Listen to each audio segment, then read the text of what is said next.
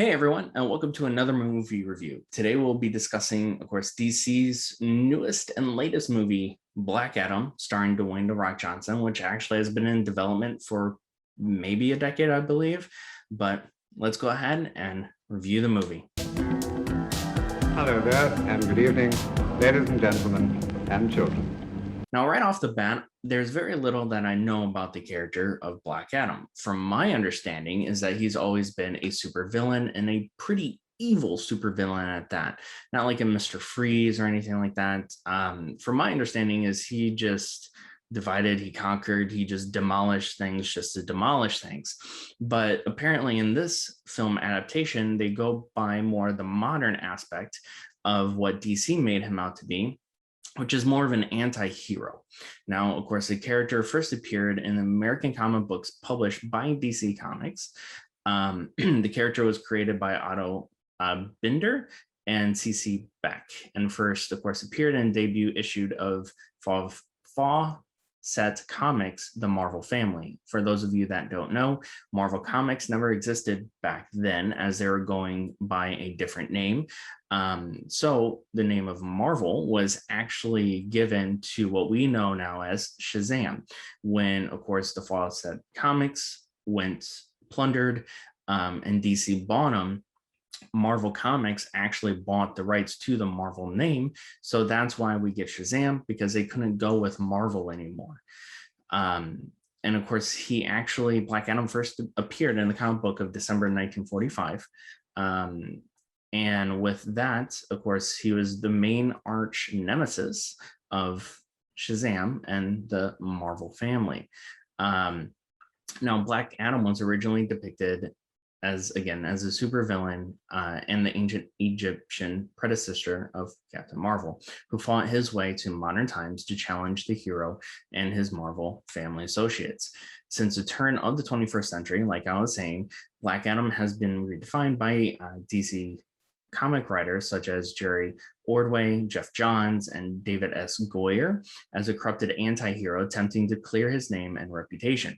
Now, he is featured in roles in such comic books such as Justice Society of America, Villains United, Infinite Crisis, and of course the New 52. But it definitely, during the New 52 comic run, is where they really elevated, of course, the character himself. And where many of you think of him as more of a villain, like how I do, let me go ahead and go over some of the team affiliations that he's been a part of. So first off, he's been part of Injustice League, Legion of Doom, Secret Society of Super Villains, Black Marvel Family, Monster Society of Evil, Injustice Society, Justice League, Justice Society of America, and Suicide Squad. So majority, if not maybe out of two of those, was very much of a villain core group in the end. The other thing too is his abilities are the stamina of Shu, superhuman stamina, invulnerability. Of course, he's really fast, lightning, everything basically that you have as Shazam. Now, with the movie itself, it was entertaining. Basically, the way I saw it is it's very much a Marvel movie, just without the Marvel name and its own DC spin on it. And it's something that DC has been lacking on in regards to their previous movies, but it's a good step going forward. Not saying Man of Steel was bad, not saying any of the core elements, such as, of course, Zack Snyder's Justice League was bad, because those were great. Those were amazing. There's been a lot of more flops, though, unfortunately, when it comes to DC movies, and there has been greatness. This is one of the greatness. And I have to give it up to Dwayne "The Rock" Johnson, $7, his production company, DC Comics, and everyone who had their tie or hands into this movie, because it's something that DC needs to start going for. Now, if you ask me, I would like to see Dwayne actually put his hands on a little bit more, just to see exactly creativity-wise and what power he can attribute to as far as DC comic movies going forward.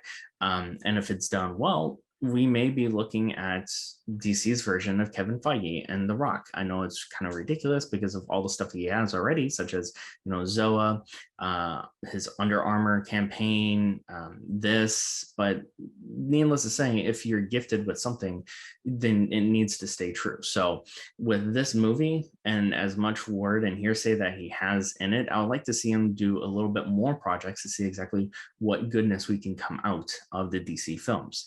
Now, when watching this movie, there's many elements of this film that got me to think of the other movies, superhero movies, whether if it's DC or Marvel that we have seen in the past. Like you can definitely see where the inspiration came from. I know a lot of people say Dr. Fate is just like Doctor Strange, but the thing is the Justice Society of America was actually formed before Justice League, and if I'm not mistaken, it was done before the Avengers as well. Now, Dr. Fate is in a way a little different than Doctor Strange, though there are a little core elements that are very similar. It's very separate altogether. Now, when it comes to, of course, Hawkman, from my understanding, is in the comics, he's a very hard character to write and actually keep entertaining, just because it's not because the character is not fun to write with, it's just really hard to get the audience engaged with him. And I was a little nervous exactly how they're going to depict him as far as how engaging is the character. And to be honest, they made Hawkman a pretty much of a badass, very much an anti-hero of a hero that you can come without going over the boundaries of, say, where Black Adam is. So with that aspect to the team, I really liked, and I'm glad he was in the film. Now, I will say I wish that we got a little bit more Dr. Fate, because his character was very much intriguing as well. And, I really wanted to see Pierce Brosnan build up a superhero aspect too, because I mean, he's James Bond, right? When it comes to Cyclone as well as Atom Smasher, kind of wish we saw a little bit more of them, but glad it was just enough, only because of the fact that as much as this movie wanted to take itself seriously, Atom Smasher was very much the humor of the film, especially when you kind of comparison with Ryan Reynolds and Deadpool. That's very similar as far as characters and dialogue goes, that if they possibly had too much of it, it would just take me out of the film. Cyclone was fun, probably one of my favorite characters in the film itself. But regardless, though, great additions to the team. The Rock, of course, smashes it as Black Adam, very much of the anti-hero aspect. He does play a good villain. I mean, look at what he did as a villain in Doom.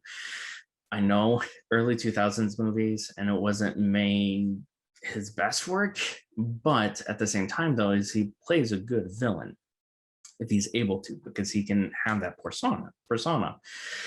So he does really well at playing Black Adam, as well as, of course, who was once a father. Again, not going into any of the spoiler aspects of the movie, but it was very well engaging and very well sold. Now, as far as the villain goes, I'm not very familiar with him.